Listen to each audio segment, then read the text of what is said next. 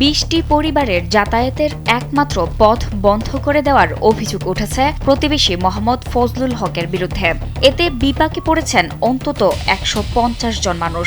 বন্ধ হয়ে গেছে খামারিদের ডিম বাজারজাতকরণ, রিকশা চালকদের রুটি-রুজি, এমনকি শিক্ষার্থীদের স্কুল কলেজে যাওয়াও।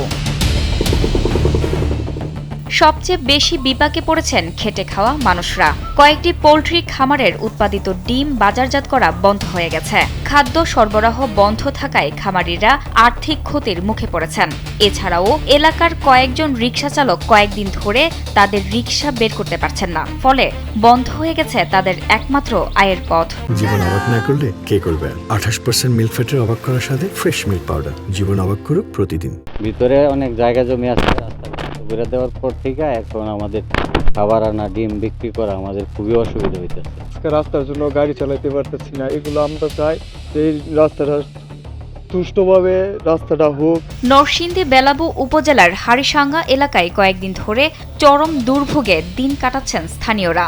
দীর্ঘদিন ধরে এলাকাবাসী একটি নির্দিষ্ট পথ ব্যবহার করে যাতায়াত করছিলেন, কিন্তু হঠাৎ একই এলাকার বাসিন্দা মোহাম্মদ ফজলুল হক ওই পথটি তার ব্যক্তিগত জমি দাবি করে বন্ধ করে দেন। জোরপূর্বকভাবে রাস্তা বন্ধ করে রাখছে। এটা 4 বছরের রাস্তা, আর 100 বছরের আগের রাস্তা ওইটা ছিল, ওইটা ওরা ঘর বাইন্দা পরে বন্ধ করে দিছে। এটা বন্ধ করে তারপরে এই দিকটা দিছে।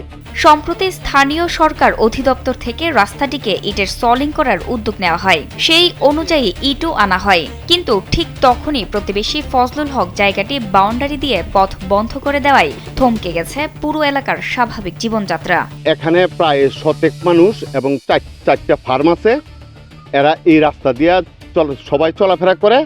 এখন তারা আমি ইট আইনা ফালানোর পরে এই রাস্তাটা তারা অবরুদ্ধ করে রেখেছে।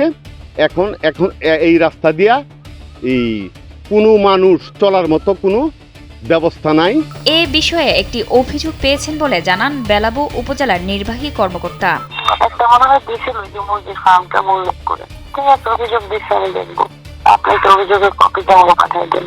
এ বিষয়ে অভিযুক্ত মোহাম্মদ ফজলুল হকের বক্তব্য জানতে তার বাড়িতে বারবার গিয়েও তাকে পাওয়া যায়নি। কোনো ধরনের পূর্ব ঘোষণা ছাড়াই হঠাৎ রাস্তা বন্ধ করে দেওয়ায় পুরো এলাকা দুর্ভোগে পড়েছে।